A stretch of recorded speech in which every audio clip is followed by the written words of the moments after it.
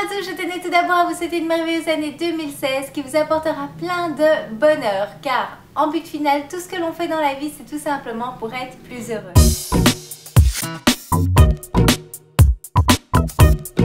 Comme chaque début d'année, j'ai ce sentiment de tourner une nouvelle page, de commencer un nouveau chapitre, de remettre les compteurs à zéro. Et oui, je sais, les bonnes résolutions du nouvel an ne font pas longue vie, c'est clair.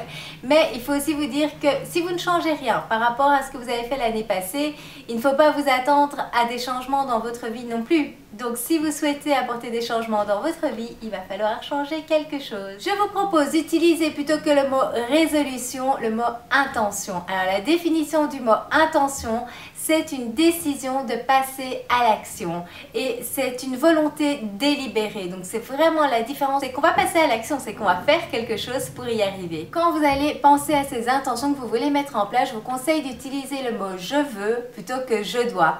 Parce que personne n'aime devoir faire quelque chose, se sentir obligé de devoir faire quelque chose. C'est une façon de penser en fait différente, mais qui fait une différence. Je vais vous montrer d'ailleurs quelques exemples pour que vous ressentiez vous-même la différence que ça peut faire dans votre façon de vous sentir. Je vais vous donner 3 exemples que je vais vous demander de répéter donc après moi à vive voix et voir comment est-ce que vous vous ressentez.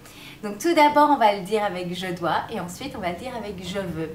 Le premier étant, on est vraiment dans le sujet de la chaîne, je dois perdre du poids. À votre tour. Comment vous vous sentez? Maintenant, dites je veux perdre du poids. Ça y est? Vous sentez la différence? Lorsque vous dites je veux perdre du poids, c'est vraiment une intention. C'est ce que vous avez vraiment envie au fond de vous et pas quelque chose qu'on vous impose.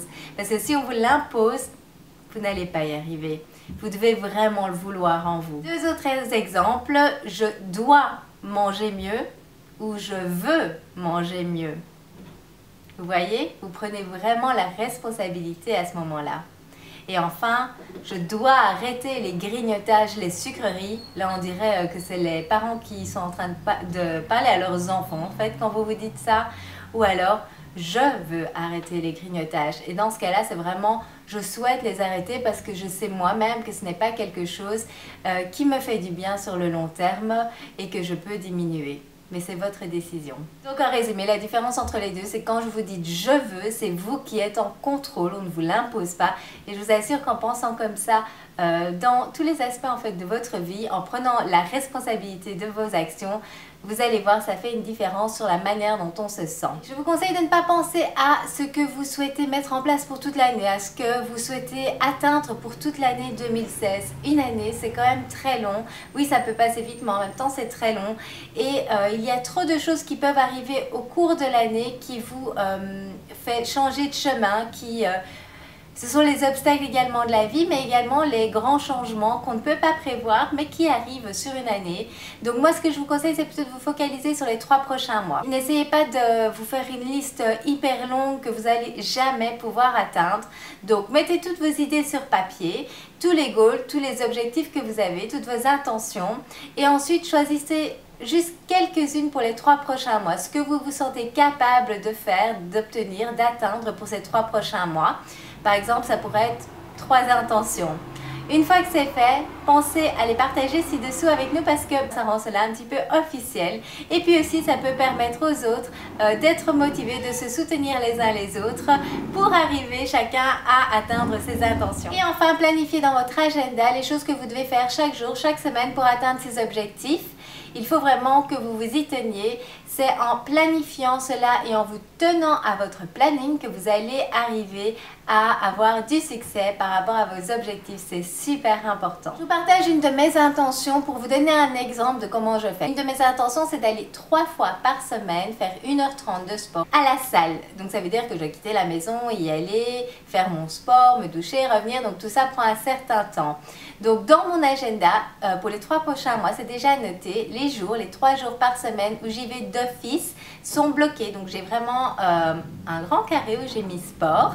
Ça me permet de vraiment m'y tenir et ainsi il n'y a aucune excuse de mettre un autre rendez-vous à ce moment-là parce que on a oublier qu'on doit aller faire son sport. Donc ce sont vraiment des rendez-vous que je fixe avec moi-même 3 fois par semaine pour les 3 prochains mois afin de m'y tenir. Et ainsi, comme c'est déjà un rendez-vous de fixé dans mon agenda, je ne risque pas de mettre d'autres rendez-vous à ce moment-là. J'ai passé les 2 premières semaines de cette année à travailler sur mes intentions, sur mon planning, sur toutes les idées qui me venaient dans la tête. J'ai tout noté sur des listes pour organiser tout cela.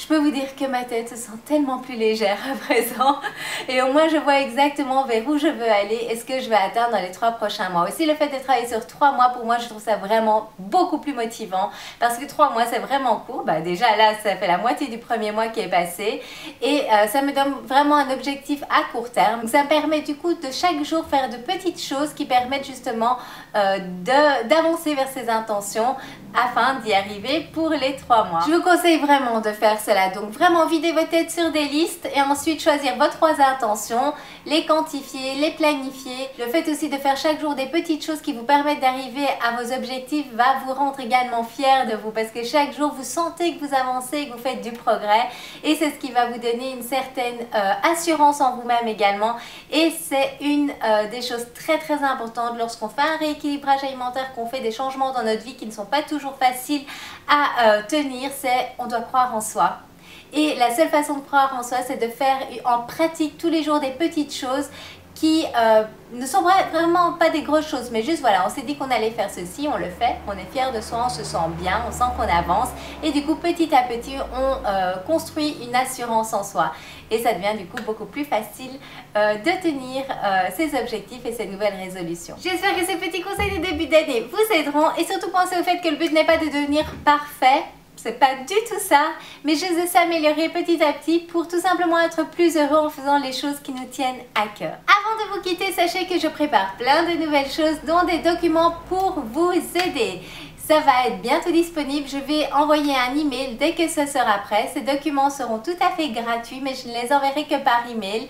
Donc, pour être dans les premiers qui pourront bénéficier de ce cadeau tout à fait gratuitement, pensez à laisser votre email sur mon blog, donc de vous inscrire à ma newsletter. Comme je vous disais, c'est tout à fait gratuit. Vous allez sur lesconseilsdesylvie.com et vous voyez là en haut, sur le côté à droite au milieu, il y a inscription à ma newsletter. Au fait, est-ce que vous me suivez sur Snapchat? J'y partage tous les jours des petites infos de ma vie, de ce que je mange, des petits conseils alimentaires, de meal prep. Donc si vous voulez me rejoindre comme plein d'autres sur Snapchat, n'hésitez pas à m'y rejoindre en m'ajoutant conseil Sylvie. Je vous mets toutes les infos de toute façon ci-dessous. À bientôt!